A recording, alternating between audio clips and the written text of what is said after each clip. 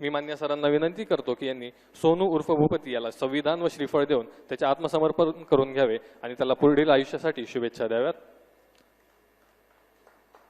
सोनू उर्फ भूपती हा आपल्या AK-47 रायफलसह मान्य मुख्यमंत्री सरांसमोर आत्मसमर्पण करीत आहे। हा मागील 40 वर्षांपासून माओवादी संघटनेमध्ये कार्यरत होता। महाराष्ट्र शासनाच्या एकूण 60 लाख बक्षिसासह सर्व राज्यांमध्ये मिळून भूपती उर्फ सोनू याच्यावर एकूण 5.5 कोटी रुपयांपेक्षा अधिक बक्षीस जाहीर केले होते।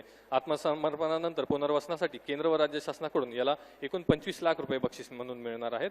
तसेच दिनांक 1 जानेवारी 2025 रोजी भूपती उर्फ सोनू याची पत्नी DKZCM तारक काशीराम हिने मान्य मुख्यमंत्री तथा गृहमंत्री महाराष्ट्र राज्य श्री देवेंद्र फडणवीस सर यांच्या समोर आत्मसमर्पण केलेले होते।